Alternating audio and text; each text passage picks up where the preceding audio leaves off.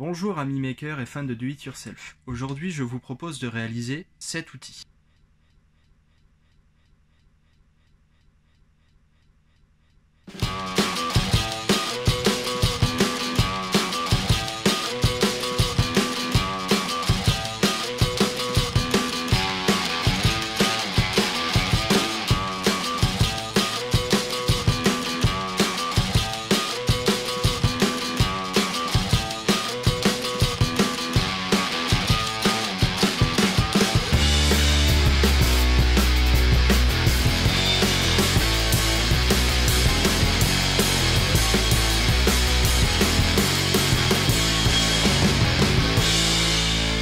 Aujourd'hui, je vous propose de réaliser 7 outils.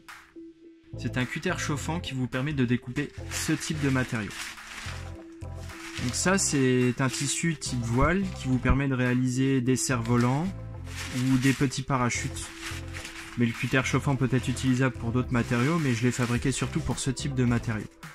Donc ce matériau-là, vous devez du coup, au moment de la réalisation de différents objets type justement parachute ou voile, effectuer une découpe, puis ensuite chauffer celle-ci afin d'éviter qu'elle ne s'effiloche. Donc moi c'est pour ça que j'ai préféré réaliser ce cutter chauffant qui permet de faire des découpes plus précises et du coup de gagner du temps.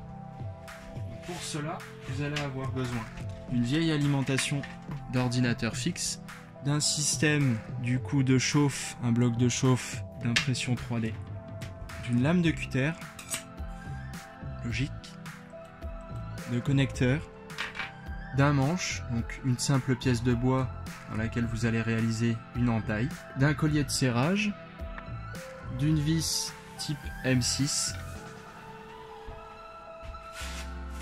Et si vous ne voulez pas abîmer votre alimentation et pouvoir l'utiliser pour d'autres projets, je vous conseille d'acheter ce type de connecteur qui vous permettra du coup de plugger directement sur l'alimentation et d'être enlevé si jamais vous voulez réutiliser votre alimentation pour un autre projet.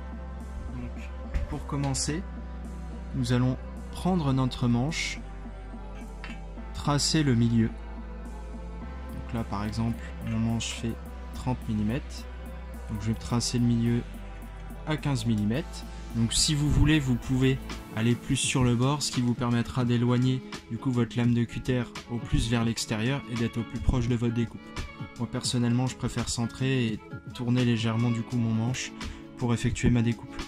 Et une fois que c'est fait, vous allez effectuer le traçage. Ok. Et du coup derrière, on va effectuer une découpe. Maintenant que la découpe est réalisée,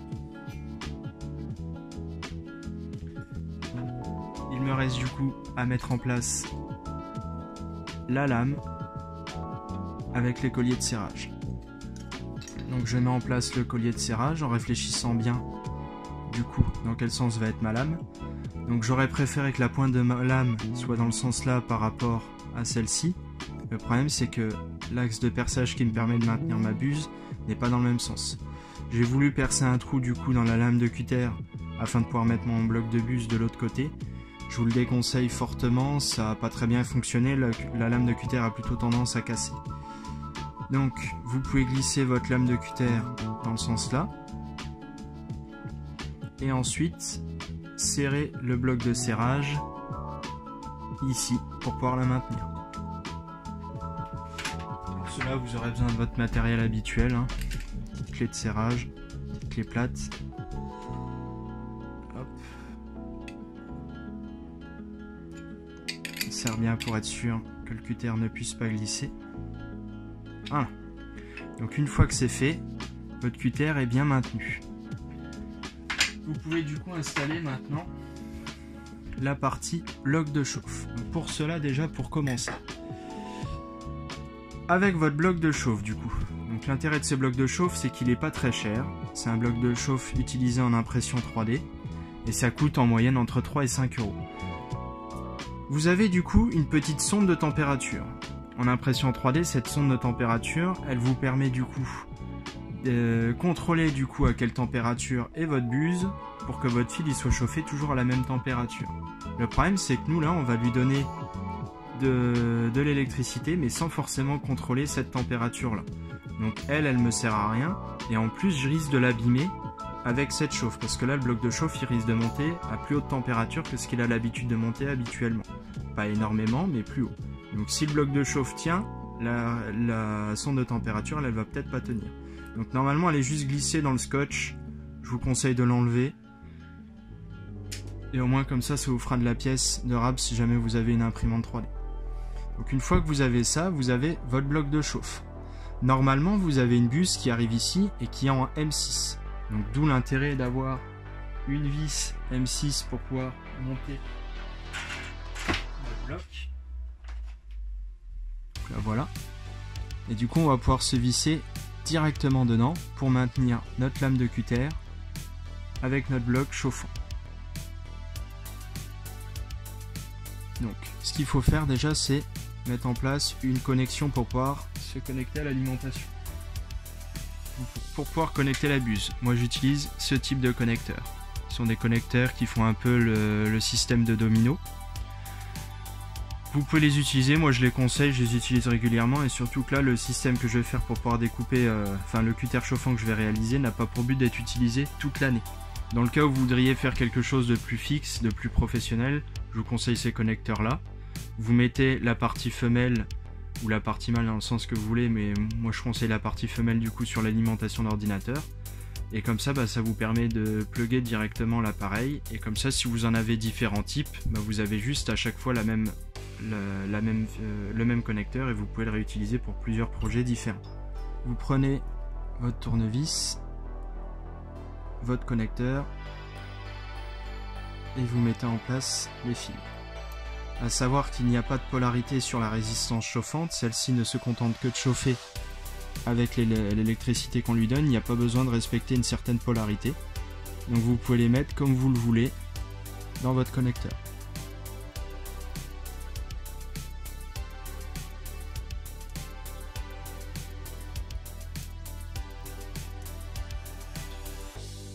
Voilà.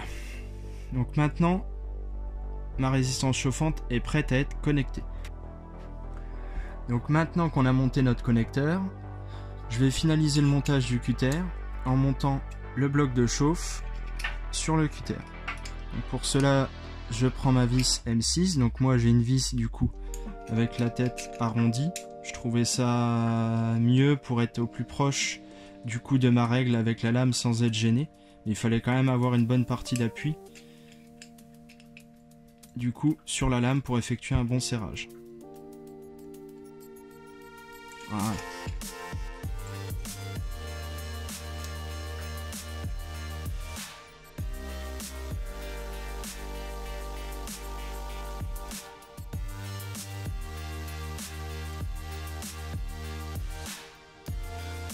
Et voilà.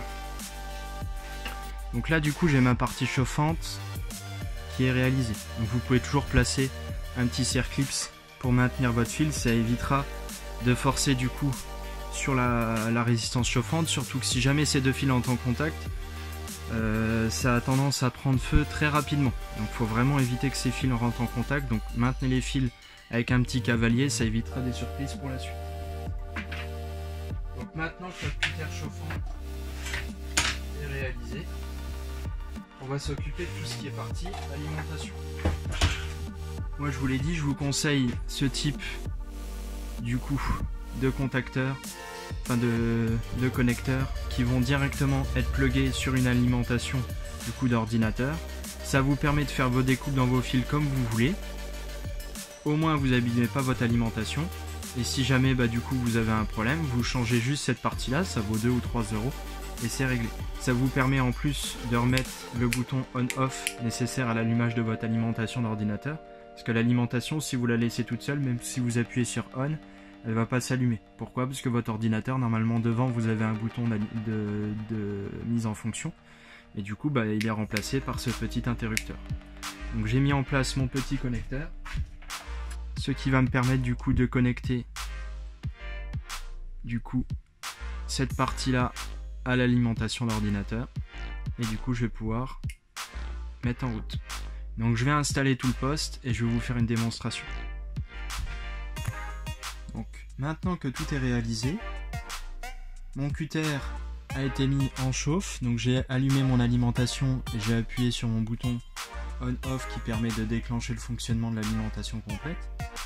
Mon cutter est monté en température, donc ça prend 3-4 minutes. Donc maintenant il va faire attention parce que votre cutter du coup maintenant est monté au-dessus des 200 degrés, donc il faut faire très attention à pas toucher la lame pour ne pas avoir de très grosses brûlures très rapidement. Donc vous voyez même le changement de température du coup du métal à cette mise en température. Vous pouvez faire quelques essais pour contrôler que la découpe se fait bien. Et du coup, une fois que c'est fait, vous mettez bien le long de la règle. Vous l'entendez, du coup vous avez l'impression de donner un coup de cutter simple, alors qu'en fait ça a l'air beaucoup plus facile à couper que d'habitude. Une fois que c'est fait, moi j'aime bien refaire une passe. Donc vous étonnez pas, des fois vous avez tendance à ce que le plastique du coup du matériau colle au support sur lequel vous êtes en train de découper. Ça montre justement bien que ça a été bien fondu parce que votre plastique par capillarité va commencer à rentrer dans le matériau. Donc des fois on a l'impression que ça colle. Donc je remets ça en place. Et voilà. Donc là j'ai effectué ma découpe. On a du mal à s'en rendre compte, mais il y a un petit rebord de créé. Et ma découpe, elle est propre, nette, nickel. Donc l'avantage, c'est que ça vous permet de réaliser des découpes très propres, même sur des parachutes du coup de forme arrondi. Vous faites du coup un calibre, voire donc soit un calibre complet de votre parachute arrondi, soit une partie en angle du coup de votre parachute arrondi. Et ça vous permet de faire étape par étape en reprenant les découpes, mais en gagnant beaucoup plus de précision. Vous pouvez vous réappuyer avec précision sur ce que vous avez fait comme découpe précédente. Donc je vous remontre. Je reprends un des bouts de mon parachute, enfin de ma voile.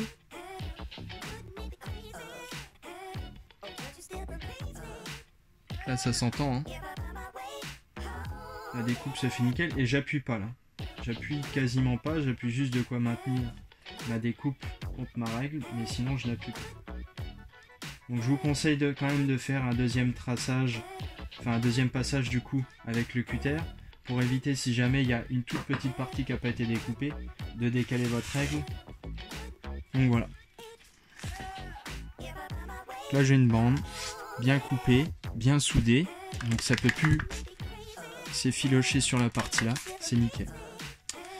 Je vous remercie d'avoir suivi ce tutoriel et puis j'espère que ça a pu vous aider pour vos découpes éventuelles pour vous.